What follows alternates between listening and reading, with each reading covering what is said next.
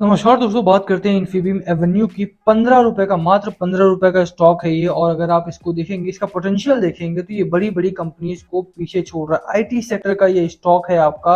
और IT sector इस समय जहां बूम पर देखने को मिलता है, वहीं पर ये स्टॉक जो मात्र 15 रुपए का, आप देखिए गिरावट के माहौल में भी कितना बढ़िया वॉल्यूम लेके आ रहा है।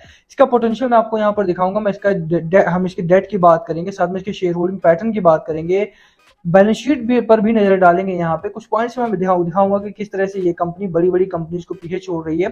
साथ में चर्चा करेंगे कि क्या अगर आपको इसमें निवेश करना चाहिए तो कितना टारगेट आपको लेकर के चलना है। इन्फीबीम एवेन्यू लंबे समय से अच्छा रिटर्न दे रही है और छोटी कंपनी होने के बावजूद भी डिविडेंड से लेकर के बोनस तक अनाउंस करती है।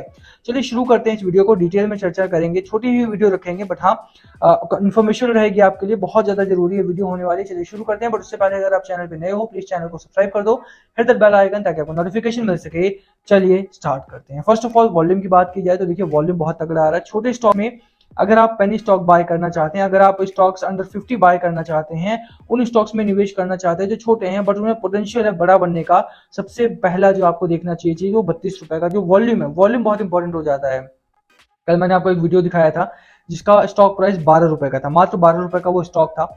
और वो डिविडेंड कितना दे रहा है? वो डिविडेंड दे रहा है 77 रुपए का। 77 रुपए का वो डिविडेंड ऑफर कर रहा है। आप मानिए कि 12 रुपए का स्टॉक है और 77 रुपए का डिविडेंड है, यानी 6x का तो डिविडेंड दे रहा है। तो अगर आप 12 रुपए के कई सारे स्टॉक्स खरीद लो तो 5 से 6 दिनों में ही आपको 6x का रिटर्न मिल जाएगा थ्रू डिविडेंड। बट प्रॉब्लम क्या है उस स्टॉक में? प्रॉब्लम है कि वो वॉल्यूम बहुत कम है उस स्टॉक में। आप वो जाकर के वीडियो देख लेना, मैंने चैनल पे अपलोड कर रखा है, कल ही अपलोड किया था। बहुत इन्फॉर्मेशनल वीडियो वो भी है, मुझे लगता है कि वो आपको देखना चाहिए। वॉल्यूम कम होने की वजह से क्या क्या प्रॉब्लम्स आ सकते हैं आप देखिए कि 12 रुपए का स्टॉक 77 का टारगेट आपको है, वहां पे डिविडेंड दे रहा है और 3 से 4 दिनों का कुछ कुल मामला है। 1200 रुपए से 77 आप यहाँ पर अर्न कर लोगे सिर्फ 3 से 4 दिनों में। 3 से 4 दिन यहाँ पर निवेश करके रखना है बस। कितना ही गिरावट हो जाएगी, मान लीजिए गिरावट भी होती है तो 2 दिनों की गिरावट में 5-5-10% सर्किट लगेगा यहाँ पे, तो 2 रुपए का सर्किट लगेगा यहाँ पे। बट 77 का जो डिविडेंड मिल रहा है वो तो बहुत ज्यादा है।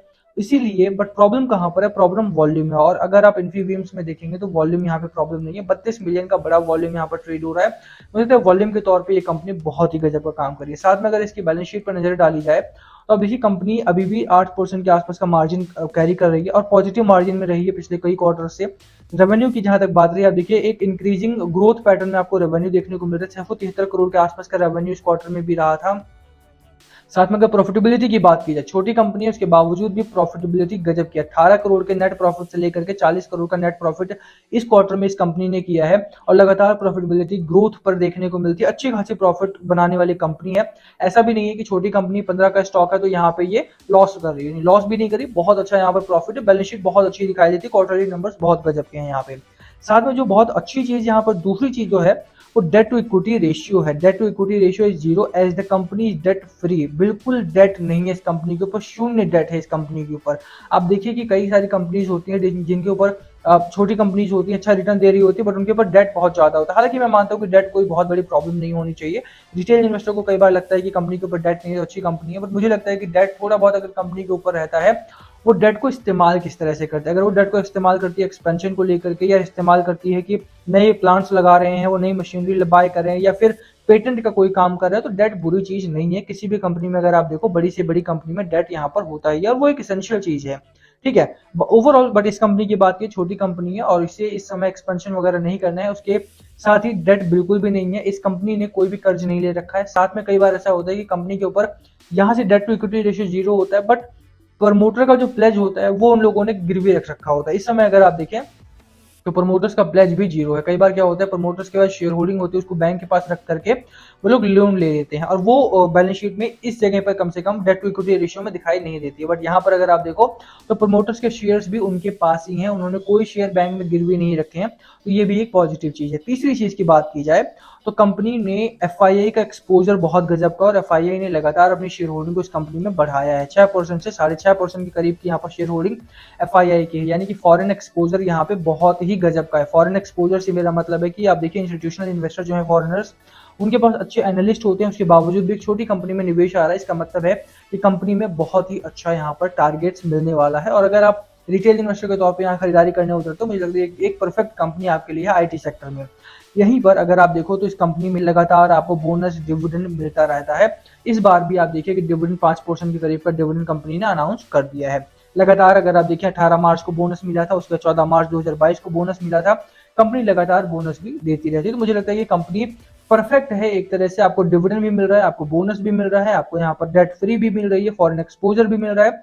प्रॉब्लम इस कंपनी में कहीं भी नहीं। छोटी कंपनी है बट यहाँ पर जो प्रॉब्लम है वो है कि लॉन्गर पीरियड के लिए आपको रखना पड़ेगा। शॉर्ट टर्म के लिए अगर आप जाते हो तो यहाँ से बहुत अच्छा पैसा नहीं बना पाओगे। रीजन क्या है कि बैलेंस शीट अगर आप चार्ट अगर आप आकर के देखोगे तो चार्ट इसका एक ट्रैप में है, इस समय एक जोन में फंसा हुआ देखने को मिलता है। गिरावट हुई थी यहाँ पे इस स्टॉक में ड्यू टू कोविड, उसके बाद रिकवर नहीं कर पाया। अभी अगर आप देखो तो एक पीरियड में स्टॉक अभी भी इस समय अगर आप देखो तो बुलिश पैटर्न में, और यही रीजन है कि मैं आपको यहाँ पर रेकमेंड कर रहा हूँ कि इस स्टॉक को आप इसे अपने रडार पर रख सकते हो। जैसे ही ये ब्रेकआउट पैटर्न यहाँ से निकलता है, एक जो इसका रेजिस्टेंस फेस कर रहा है स्टॉक आपका, वो इस पॉइंट पर है 17 रुपीज के आसपास का इसका रेजिस्टेंस है। जैसे 17 रुपए क्रॉस करते हैं मुझे लगता है कि आपको खरीदारी करने उतरना चाहिए। स्टॉक बहुत ही अच्छे जोन में है और इस जोन को जैसे ब्रेकआउट मिलता है यहाँ से तो 17 रुपए के रेजिस्टेंस को ब्रेकआउट देता है तो एक सेकंड में आपको इसका टारगेट दिखा देता हूँ। सबसे पहले जो मेरा टारगेट है वो तो मैं बताऊंगा ये आपको।